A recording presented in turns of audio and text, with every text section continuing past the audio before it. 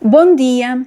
Hoje vamos responder a uma pergunta que nos é feita constantemente.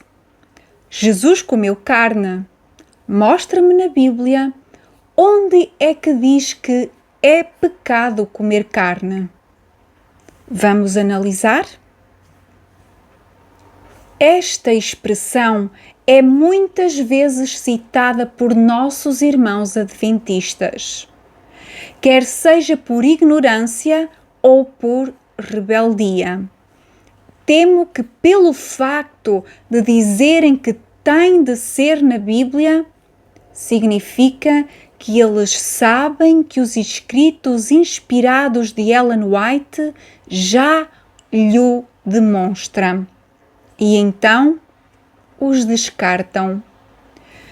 Sabem que, pelo espírito de profecia, não têm como negar que a carne é mesmo para deixar.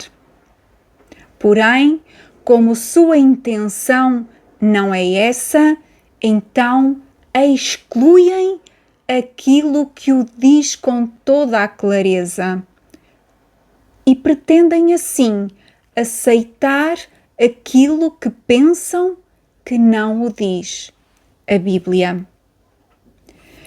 É por isso que pedem que seja só na Bíblia, porque pensam que a Bíblia não corrobora com essa ideia. Mas isso é porque não a conhecem muito bem. No final deste estudo, vamos ver se também vão negar a Bíblia ou se finalmente compreendem o que Deus nos diz para deixarmos, porque certamente é o melhor para nós, custe o que nos custar. É verdade que Jesus comeu carne, afinal, foi Ele mesmo que o permitiu. Mas será que comeu carne como nós comemos hoje? Jesus só comeu carnes limpas. Jesus só comeu carne kosher. Deixar a carne não era a mensagem presente para o seu tempo. Posto isto, vamos questionar: a carne hoje é limpa? A carne que os cristãos comem é kosher? Deixar a carne faz parte da mensagem presente para o nosso tempo de hoje? Resposta ao ponto 1: a carne hoje é limpa? O que é carne limpa? É a carne que Deus designou que se podia comer em Levítico 11. As carnes não limpas ou impuras são provenientes de animais limpadores.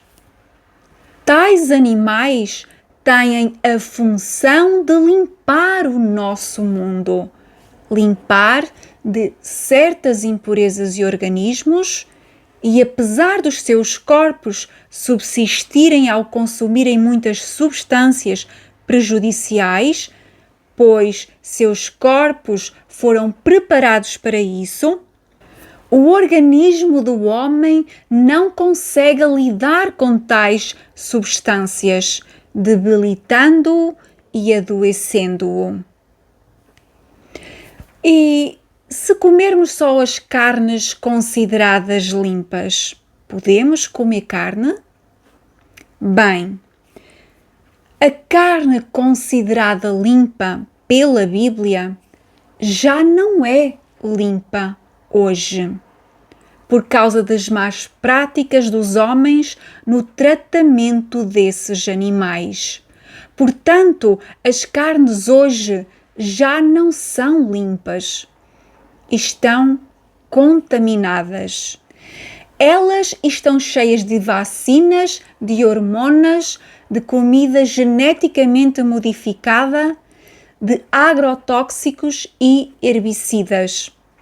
Animais herbívoros comem em sua ração as próprias carcaças de outros animais.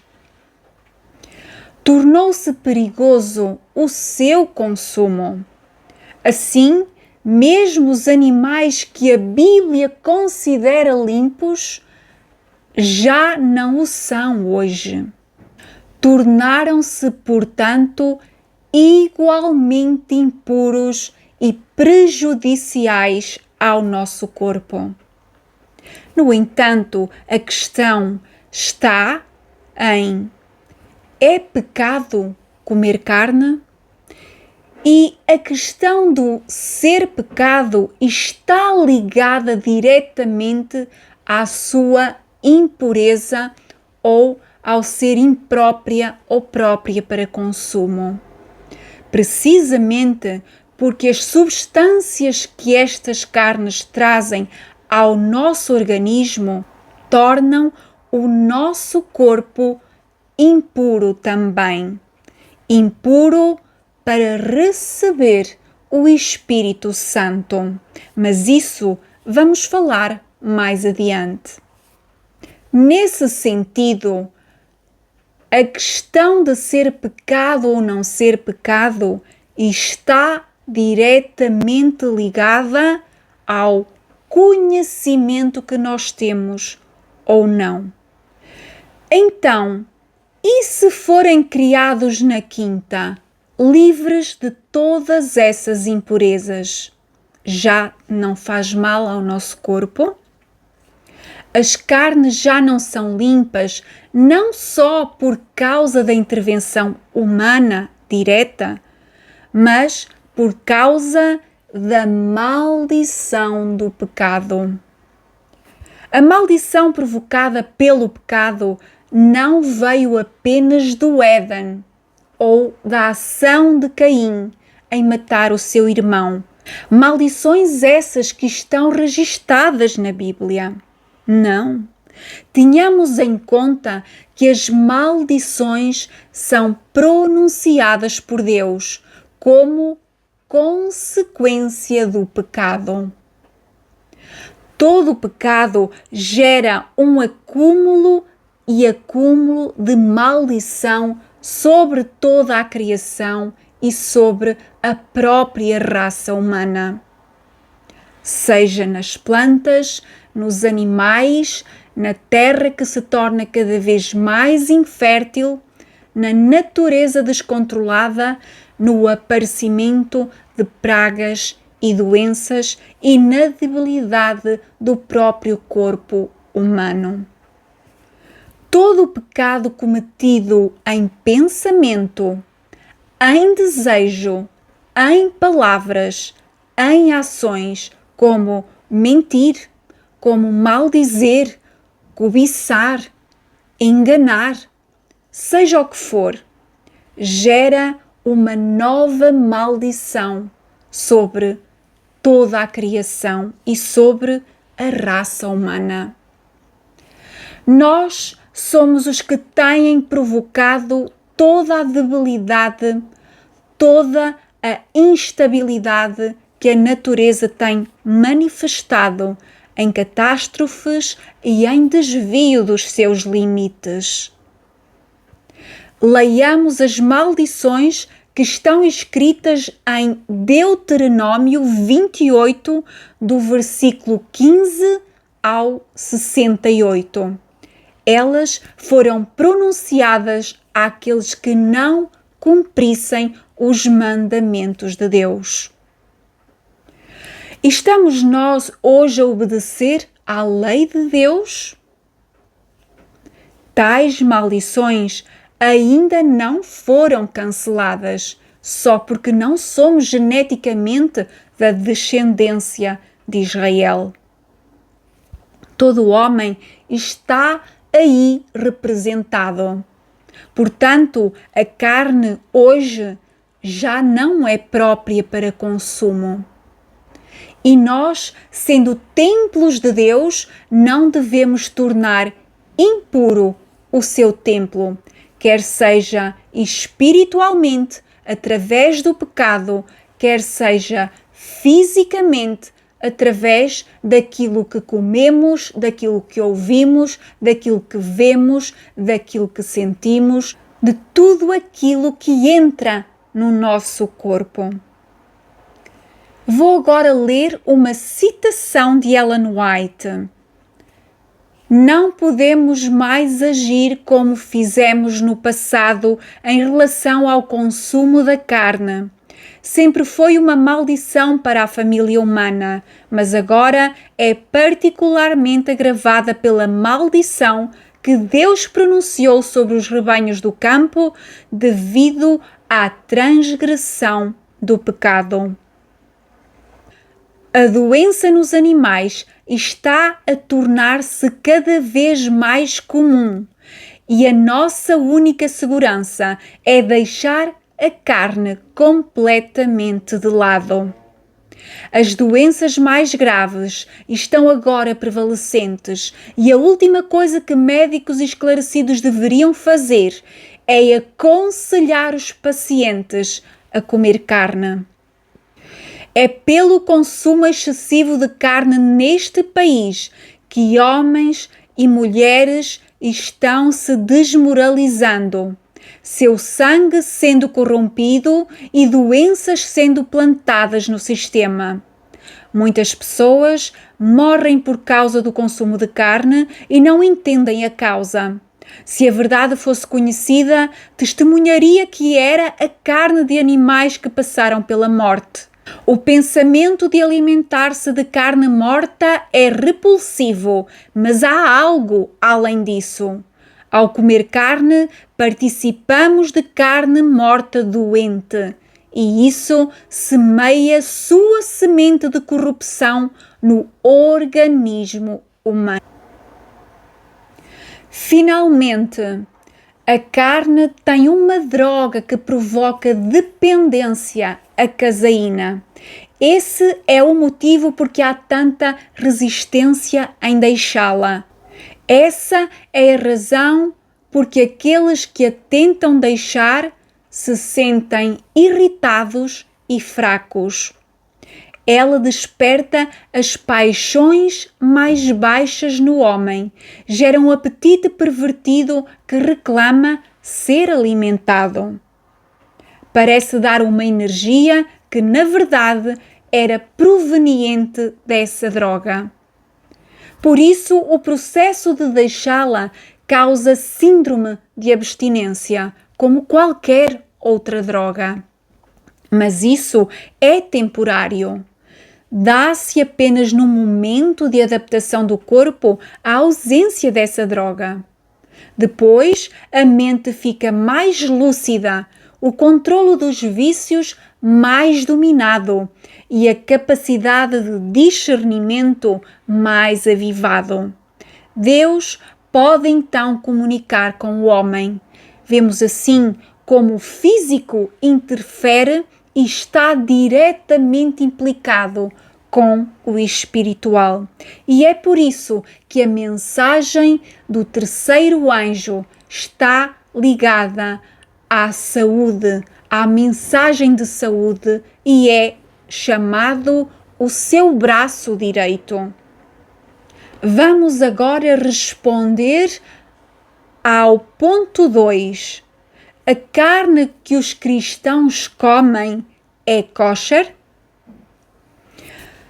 A Bíblia proíbe o consumo do sangue, da gordura e das vísceras. Levítico 17:14 diz: Não comereis o sangue de nenhuma carne, porque a vida de toda a carne é o seu sangue. Qualquer que o comer será extirpado. Vemos também em Levítico 3:17: Estatuto perpétuo será nas vossas gerações, em todas as vossas habitações. Nenhuma gordura, nem sangue algum comereis. Vamos ver como a carne se pode tornar kosher? Todas as carnes kosher e aves devem passar por um processo especial para removê-las. A carne ou ave é imersa em água limpa por 30 minutos e depois removida para secar. Depois de alguns minutos a pingar, a carne é salgada e deixada pendurada por 60 minutos para extrair o sangue restante. Após 60 minutos de salga, a carne é lavada 3 vezes em água limpa e fria para remover o sal restante. O resultado: carne limpa, fresca e kosher. Após a lavagem final, a carne é seca e posteriormente cortada em cortes de varejo e embalada e lacrada para segurança e kashrut. Saibamos que este processo não é feito depois de comprarmos a carne no talho, mas no momento da sua morte.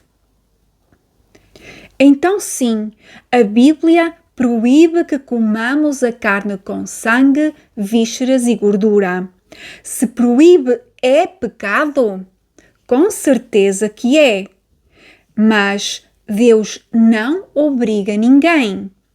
Fica ao critério de cada um tomar essa decisão. Se eu só obedeço a Deus se estiver escrito é pecado, então me encontrem na Bíblia onde diz é pecado consumir drogas, ou é pecado ver novelas, filmes, romances, competições, beber café, é pecado fumar. Tais argumentos vêm daquele que não quer obedecer. Vejam que já tinha excluído os escritos inspirados de Ellen White, porque sabia com certeza que esses escritos defendem com toda a evidência que não devemos comer carne. Mas meu dever é esclarecer aqueles que estão em ignorância, não teimar com aqueles que estão em rebelião, aqueles que não querem obedecer. Nenhum argumento satisfará aquele que não quer obedecer. Então estão por sua conta.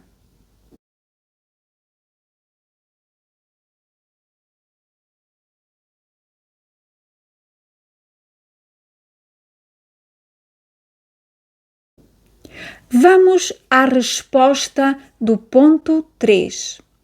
Deixar a carne hoje faz parte da mensagem presente? A mensagem de saúde faz parte da mensagem presente. Ela é o braço direito da terceira mensagem angélica. Mas por quê? Porque somos a geração que tem o potencial de vir a ser aqueles que cumprem os mandamentos de Deus e têm a fé de Jesus.